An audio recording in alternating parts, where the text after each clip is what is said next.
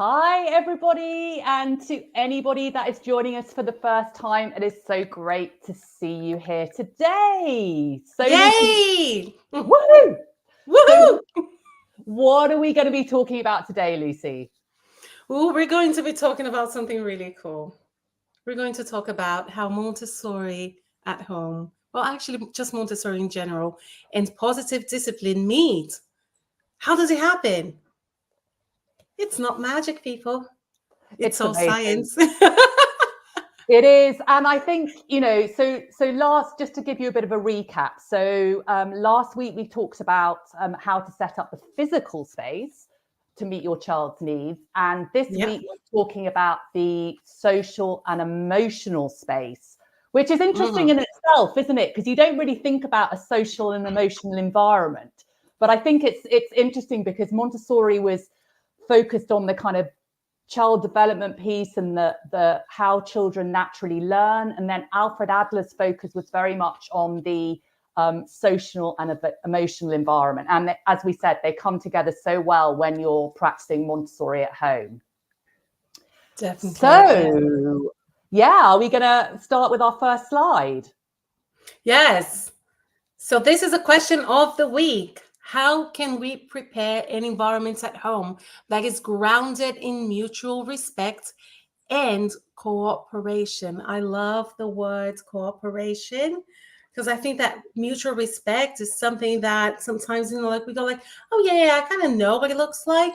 But then like when it comes to cooperation, I think especially when we're talking about smaller children, younger ones, what does it look like? So this is what we're going to talk about today.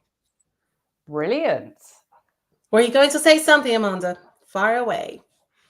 So are we going to go on to I think first of all that it's Montessori and Adler basically both observed that we become who we are as adults based on our early decisions we make about our communities, the home, and the world. So we're always making these decisions, and they start really, really young. And it's the environment that influences these decisions. So that's why the environment and setting that kind of emotional tone for the environment is so important. God, so important. Yeah. So let's go to our second slide. Cool. So that's it. Behavior is goal orientated. So this is something that Montessori and Alfred Adler, who was considered the one of the fathers of psychology and is the father of positive discipline, they both saw behavior as goal orientated, i.e. doesn't just happen in a vacuum. There is always a motivating force behind the behavior. And I think so often we look at the behavior as the main event. We get so caught up in the behavior that we forget to look underneath the iceberg. And I think we've actually got an image, haven't we, Lucy, of the iceberg. There you go. So obviously at the top, which is just, the sort of very tip of it, you've got the behavior or the misbehavior. And then underneath, he saw that every human strives to feel this sense of belonging, which could be considered connection, and significance, which is a sense of I'm valuable, I matter, and I can contribute to the world and to others, which I think is so interesting when you see behavior as just the kind of the tip of what's happening underneath. And I think it's about getting curious, not furious, isn't it, Lucy? Mm-hmm. Yeah, I love that. Yes, definitely. Because I think that once we start to understand that the behavior is literally just the tip of the iceberg, there's so much more underneath. There's so much more that we need to understand about children. There's so much more that we need to understand about the goals behind the behavior. I think it just keeps us from feeling really angry and frustrated and mad that human being, however age they are, however old or young they are, it's like we become so much more understanding and compassionate because we don't see just the behavior. We see what is it that they're trying to get from it. Absolutely. Right?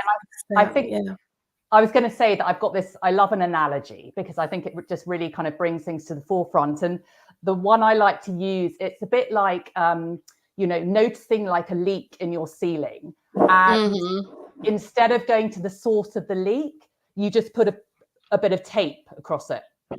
Yeah. So obviously that's equivalent to just kind of like trying to react to the behavior in the moment. But obviously, if you don't actually look to the source of the leak, the same behavior or the same leak's gonna happen again. So I think that's just a helpful way to kind of view this sort of whole iceberg analogy. And I think that definitely. Yeah. So what's the That's next? it. So people don't aim for quick fixes. It's not just a tape on a leaking ceiling. Yeah. Okay. We are here to really try and get into the roots of the behavior and the goals and everything that comes with it. So as we've already mentioned before, if you haven't met us, hi, this is Lucy and Amanda, and we are not here to do any quick fixes. This is a process, it's a journey, and it's something for life, isn't it? Absolutely. And so if you always think about your child is sort of striving towards this feeling of connection and significance, I think another easy way to look at it is imagine your child has got two buckets and that need filling on a daily basis. One is connection, and we're going to give you lots of tools along the way to learn how to connect with your child in a deep and meaningful way. And the other bucket, which is an interesting one, is actually power. And what we mean by power is it's not kind of power struggles. It's more like constructive ways that children can use this kind of inner sense of autonomy and power. So if you are seeing a lot of misbehavior, have a think about those two buckets and how you can fill them on a daily basis. And I think that's a really, really good start. Because the fact is, these two buckets are always going to exist. Absolutely. Right? It's like you cannot take power away from a child. They have it and they know they have it. So it's about being very intentional and creating a healthy relationship with the child and getting this power that they have, which is huge, to become more intentional, to use it in meaningful ways. Right? Now, absolutely. Speaking of children, obviously, like children, they are social beings. Okay, so like they see this desire to feel connected and to live in harmony with others as fundamental and good to mental health and well-being. Okay, so that's it. It's like you cannot isolate a child because they thrive as social beings. And to be very honest, it's not just children, it's human beings. Okay, we were meant to be social. And now there's this very, oh God, here it comes, Amanda. So there's this amazing German word. And well, Amanda, your last name is German. It is. It's Engelbach. Yeah. Do you think that helps you pronouncing that word, or not really? It's like, well, no. Let's put the word up so people don't just think that we're being silly here. There is this beautiful word, everyone, and that's it. Okay, so Lucy and I have actually been practicing this, it hasn't been helping people. Like, don't get your hopes up. Okay, well, I'm going to give it a go. I'm going to pronounce it as Gemeinschaftsgefühl. How did that sound? Okay, and I don't know. I'm going to pronounce it as Gemeinschaftsgefühl. Yours sounded better than mine. I'll tell you what. I don't think we're correct, but who can tell, right? It's such a difficult word. Well, but the important thing is, it means social interest. Now we can all say social interest, right? In any, like whatever language you speak, social interest. That's the key. So it's social interest is the desire to contribute. Okay. So as we were talking before, it's all about contribution. Okay, so remember, it's about setting up an environment of mutual respect and contribution. Gemeinschaftsgefühl, however that's pronounced, that's what it means. So like, this is what we need, okay? So yeah, that's it. So remember, like, just offer opportunities for children to to contribute. As I've already mentioned before, and I say that to my clients so many times, if your child can grasp something, they can help. Okay. And they want to help. They thrive when they help, when they contribute. Okay. Remember, this is an innate desire, it's in our nature. Okay. Don't think of contribution as punishment or as something that, oh, like I'm just going to do it because, no, it is in our nature. We want to contribute. It's a sense of purpose, isn't it? I think that's, and I saw This is a how really it starts. Absolutely. And I saw this really interesting quote the other day, and it was something like, the biggest basis for depression isn't stress, it's meaninglessness. Yeah, it's meaninglessness. Yeah, definitely. And actually, this is giving the child that sense of meaning and purpose, and that even at 1.5, 2 years old, they can contribute. They can, and they should. People say don't say should, but oh my days, they should. Shouldn't they? And that is oftentimes the root of what we call misbehavior. Right? If they're not given these opportunities, that's it. Yeah. So make sure to find opportunities for your child to contribute. For example, hey, you're doing your groceries. Are you walking back home? Is there anything that your child can carry for you? Maybe it's just like a pack of tissues, or like maybe I don't know, something light, something that is age appropriate, something that they can carry. Believe me, they love helping. Although saying that, Lucy, you were talking about something light, but actually there's this Montessori observed that children, sort of who are kind of toddlers, are actually, they go through this stage of development where they want to actually really kind of focus their strength on kind of heavy things. Yeah. So maximum effort, isn't it? Maximum effort. So giving them things where they can actually maximize the effort. So perhaps it isn't a box of tissues. Perhaps it's, a bag of apples, or a couple of things. It could be. Again, just be very mindful of like your child's size and like their strength. Maybe they just want to carry something big. So maybe like a big bag of like toilet tissues. That would be lovely for them because it's big, right? Yes, exactly. Or maybe something a bit heavier. Maybe, I don't know. Yeah, it's like a bag of apples, or I don't know. Just parents, be creative. Just see whatever it is that you're buying, and okay, get your child to help you. They would love it. Believe me, they would. Now, let's go to the next one. Grace and courtesy. Now, I love this. Yeah, we both love it. So I think this is actually warrants an entire live on its own. And it's something that is so integral to the Montessori classroom, but I actually don't think it's spoken about much when it comes to Montessori at home. So in a nutshell, I mean, grace and courtesy, it's a little bit of an outdated term, but what it means is it's a sort of proactive way of teaching manners and kind of pro-social behavior. So often we react in the moment to a child who might not actually have the skills yet to say thank you or please, or ask for their turn, or to ask for help, because they're not. Or to eat with their mouth shut, bless them, or to eat like in a more orderly manner. Exactly. And it's going to be very as well. Yeah.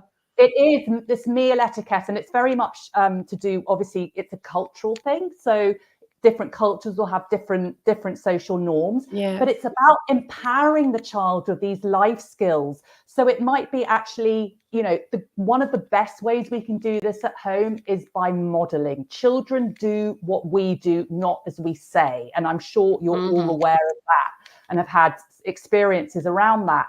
So by modeling these skills, your child is going to gradually internalize them. They have these absorbent minds between the age of 0 and 6. They literally are just taking in everything that they see. So modeling is such a great teacher. And you can also role play these skills. So, how to ask for help. Often they just need the language, or how to wait patiently. In the classroom, we used to have children come up and either put their hand on our waist or if we were crouching down on our shoulders. And then when we looked at them, they knew it was their turn to talk. So that's just a really concrete visual way of giving a child the skill of how to kind of wait. Perhaps you're on the telephone and they're always interrupting you, but they don't have the skills yet of knowing a different way. So it's about being proactive. Use teddies, use dollies, use other siblings to really reinforce these skills. So yeah, or use your parenting partner, right? That could be fun as well. Yeah, I love that. Exactly. Cool. Now we got a question from Instagram here that goes, should we let the child carry something heavy even if it's not beyond his capacity? Yes. If it's not beyond his capacity, absolutely. Yeah, Absolutely. I love that. If they can carry it, let them do it. Yeah, and if they're even if you see them struggling, allow them to struggle a little bit. If they ask for your help, absolutely fine, but allow them to actually feel that sense of kind of, we were talking about that kind of sense of contribution and power, and really putting that maximum effort. You might have noticed that if your child is setting the table, which is another great skill to allow them to contribute, they like to sort of, put one plate, then come back for the next plate, then put one. They won't think about taking 4 plates at the same time. They like, it's all to do with the movement as well, and actually kind of, they love transitioning. Yeah, absolutely. So great question.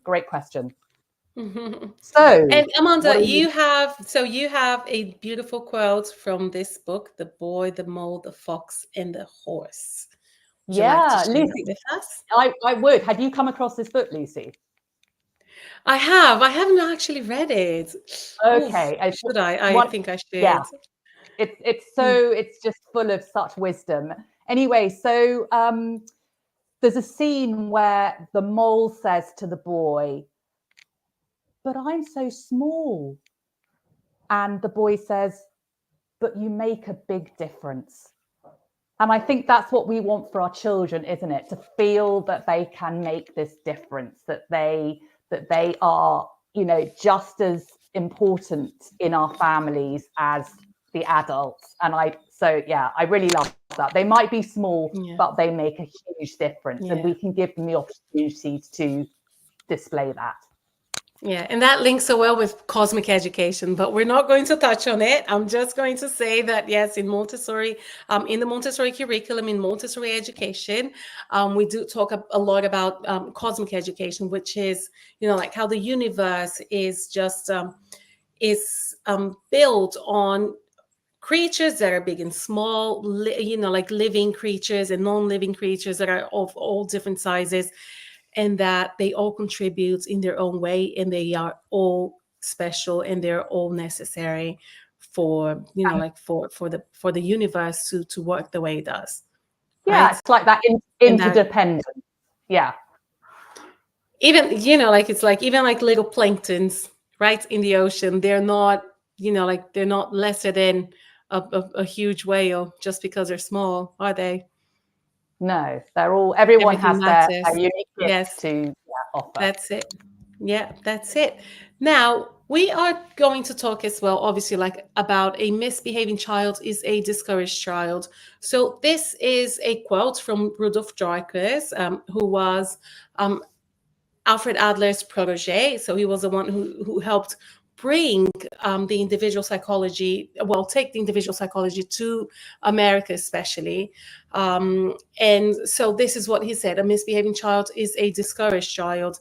And Maria Montessori used to call the normalized child the child who feels encouraged and the child who feels the love of learning. And we appreciate that calling like a child normalized. It does sound quite strange, but this is, obviously, like this is how Maria Montessori used to call, basically like 100 years ago, over 100 years ago now. So basically, like what we want is to find the antidote to a discouraged child. And that is encouragement, isn't it? So instead of just giving them praises or rewards or punishments, that everything, all of these things, they are extrinsic motivators. We actually want children to feel intrinsically motivated. So we want them to feel it in their hearts. Okay. And believe me, like there's no such a thing as too much encouragement. If the encouragement is genuine and it comes from a place of love, and it's not an extrinsic motivator. So remember, encouragement doesn't mean, hey, I'll give you this if you do that, or like, hey, we can go, like we can do something special if you do this. No, it's like we want children, and when they grow up, to become adults who love what they do, who take pride in what they do, and who are self-driven adults. Right. So it's really interesting, the etymology of the word encourage. So encourage comes from Latin en, which means within, and cor, which means heart.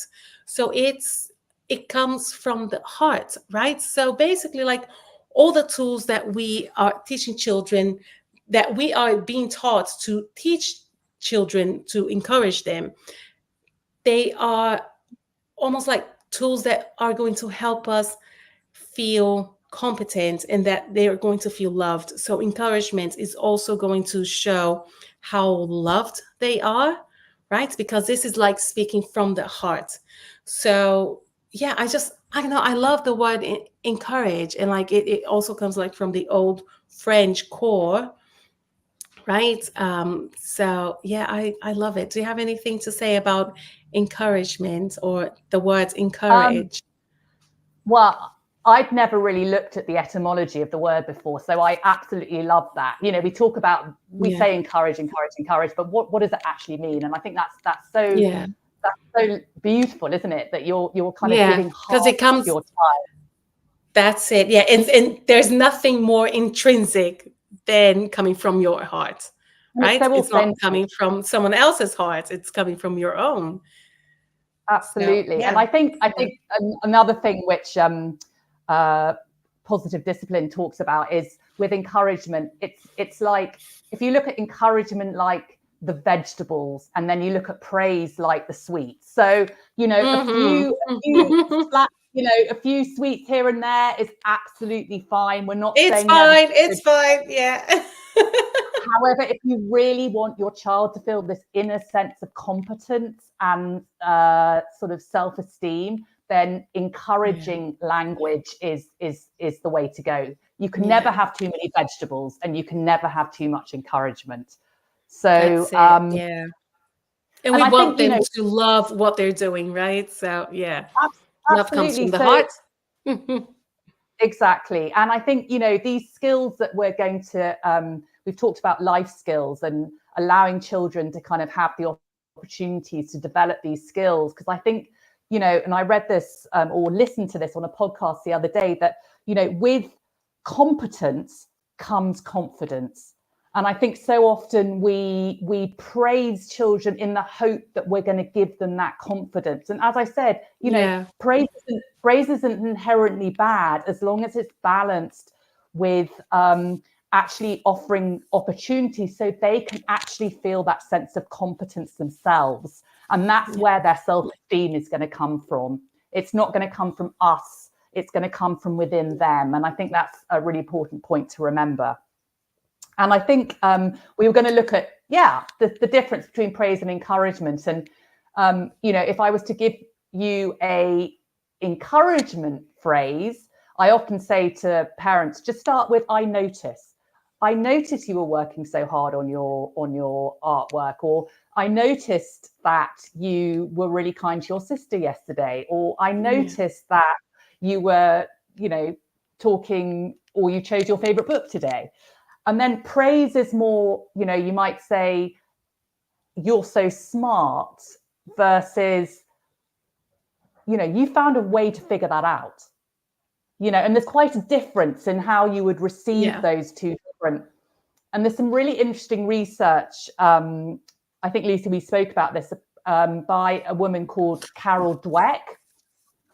You have the book. I was actually wondering what the name of the book. I couldn't remember. So there you have it. It's called Mindset. And I encourage all of you to read it, because it really, she looks at different research into kind of the language of praise and encouragement. And actually what she found is that children who are encouraged, where you actually kind of talk about the process, which is like the growth mindset language, rather than the kind of end result, which would be like the fixed mindset.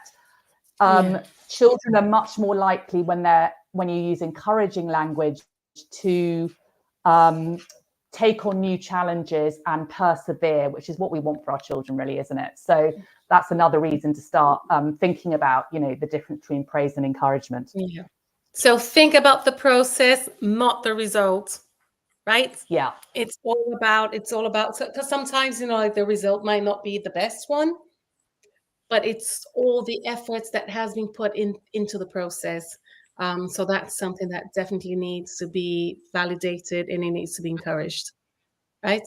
And also the process is something that can be changed. Like if you say to a child, you're so smart, they're always going to try and kind of keep up that reputation, and then maybe not take on challenges that might make them feel not smart. Yeah. Whereas it's a lot of pressure, isn't it?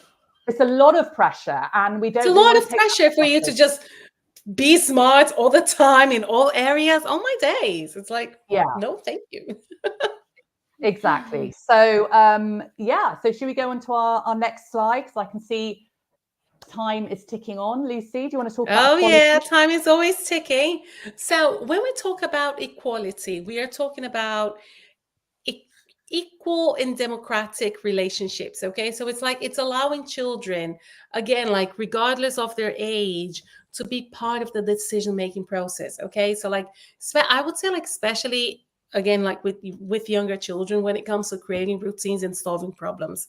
Okay, so always make sure that your child is part of it. Obviously, we don't want them to rule the house. We don't want them to have the maturity that you have as a parent or as an adult, as an educator. But we want them to learn these skills from an early age. Okay. And that means having an equal relationship and a democratic relationship with your children. So nothing, it's never going to be vertical. It's always going to be like a horizontal relationship. But again, the adult is the authority in the house still. We're not dismissing that, but we want to make sure that children learn these skills from an early age. And again, it's it's about giving them two beautiful options to choose from. Right? Something that that still aligns with your values, that aligns with your family values, that aligns with, with your dynamics. So it's just giving them the chance to participate. And again, it's using that power that we know they have in purposeful ways. Now, we have another question from Instagram, and it says, how can we let them be part of decision making? Great. So we question. That's a really good one. I love the fact we're getting these questions. It's fantastic. I know, it's really cool, isn't it? Yeah. So Lucy mentioned that offering limited choices. So I don't know how old your children are, but you can start, if they're younger, you can start by just giving them a limited choice. Do you want to wear the red t-shirt today or the blue t-shirt? It's not about them not getting dressed, but it's like they have some kind of control and they're able to flex those decision-making muscles in the moment, or do you want they want fruit for you want to give them fruit for dinner, but do you give them some choice over which piece of fruit? Or if they make a mistake, involve them in the problem solving. So what ideas do you have that can solve this problem? And obviously if they're much younger, you can kind of give them a couple of options as well. Do you think we should write a letter to Granny to apologize, or do you think we should make her something, or things like that? So that's funny really because it's funny because us adults, whenever we ask a child kind of like a yes or no question, as in okay, so now it's getting a bit chilly, it's getting a bit cold here, in the Northern Hemisphere. So if I ask a child, would you like to wear a coat? Would you like to put on a coat? I'm asking a yes or no question. So don't be surprised if the child says no. But if I ask them which coat they would like to wear, that's no longer a yes or no question. So again, I'm giving them the power to choose something that whatever they say, I know it's still going to be good for them. So again, like the decision making is definitely going to be age appropriate. So you need to think about the age of your child or maybe of your pupils and see how can I make this work at their stage of development. But one thing that I can tell you for sure is there's always a way. Always a way. And okay. Montessori talks about freedom within limits, which again I think gets a bit sort of confusing.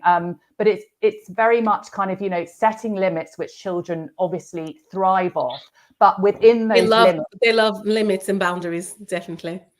Giving them some sense of autonomy. So if you're creating a bedtime routine, actually get them involved in the routine and ask them, you know, so what are all the things we need to do before bed? Create a list, and then you can take pictures of them doing the different things. And then, you know, the routine then becomes the boss. So you can say, what's next on your routine chart? You know, and those routines can be for anything. They can be for the morning. Choose a time that you find is more perhaps difficult and you're always having to remind or nag your child to do it, and then make a routine chart, because it really does. You get the child's buy-in and they're so much more likely to cooperate. So I'm really conscious of time, Lucy. Cool. Yes, definitely. Shall we go to the last but never least? Mistakes are opportunities to learn. So obviously, like, as we know, like there's so many Montessori materials that already come with something so beautiful called control of error, right? So, you know, like we're not going to be the ones teaching children. The material can already do it for them, right? Now, the thing is, how can we create at home an environment where children are free to mess up, to make their own mistakes and still learn? Okay, so like, how can we be that control of error? Okay, so obviously, like, hey, just trust that your child wants to learn and they want to do better, right? So I don't think it's it's any helpful if we shame the child or if we lecture them like, hey, you know, like if you had listened to me, then you wouldn't have, you know, like made that mistake. Remember that children do better when they feel better, right? So it's all about thinking about your own behavior as an adult and how your behavior is helping that child learn from their own mistakes. That's great. And I also, I was going to say also, like, modeling making mistakes yourself. I think that's a really and how to recover from them, not just how to make, not just making mistakes, but then what do you do when you've made a mistake? I think that's something that's not often taught, is it really? So and that is actually something that we discussed in our previous live stream. So if you are curious about how you can recover from mistakes and whether it's actually healthy in your relationship with your children for you to make mistakes as an adult, why don't you come and watch our previous live stream, and you're going to see it, because, you know, it was a good one, wasn't it? It was. So quick fire question, Lucy. So we had a parent writing in, and actually a few parents, and they wanted to know how they could cultivate gratitude in the home environment. And one of the ways that you can do this is through a really fun game called Rose, Thorn, Bud. Okay, Lucy, are you ready for this? So I'm going to ask you. Let's do it. What was your rose today, i.e. your highlight? Tell me what rose means. So a rose is your highlight, or something you're grateful for. Yeah. So my rose is, well, being given so many referrals this week of schools for us to present workshops at. So I think that was a really good one. Yeah. Okay. Yeah. And what was your thorn? So something that you found hard today or this week? I have been finding hard to create time for me to study the way that I would like to. I've been so overwhelmed with work, you know, like doing all the things I love, honestly, but it's, you know, it's just trying to find a balance for me to work, you know, like for me to study as well. So yeah, that's been a bit. And Bit tough. And what's your bud? And a bud is something that you're looking forward to today or this week. I'm definitely looking forward to our free workshop, to our free introductory workshop on positive parenting. That is something that I'm definitely looking forward to. So on the 16th, people. Now, how about you, Amanda? Oh, I'm not sure if we've actually got time. I'll go really quickly. So my rose is actually being here with you today, Lucy, and having this opportunity to share everything we're passionate about. And my cool. My thorn is, well, my mum's in hospital at the moment, so that's kind of been hard. And my bud is I have a Spanish lesson tonight, so I always look forward to my Spanish. Yeah, that's really cool. We were going to just mention that please come and join our free workshop on the 16th November. You're actually going to be able to talk to us. Can you imagine that? Yes. Like, we're not just going to be talking at you. No, we won't be pre-recorded, people. It's going to be live and full of energy. Yay. So we actually have the slides for the presentation. Let's just see if we can put it up here on the stage. And there's going to be a link in the chat as well where you can sign up. It's free. It's going to be fun, as always, and you're going to come away with 2 really actionable tools that you can use that I promise you will change your child's behavior within a week. Oh, God. So if that sounds like you and it's something that you've been thinking about, please come and join us on the 16th. And, cool. Lovely. But yeah, see you in a couple of weeks, right? Yay! That's it. Enjoy your day or the rest of your day. Enjoy the rest of your week. And we'll see you in 2 weeks' time. Have a great one, everyone. See you then. Adios. Bye.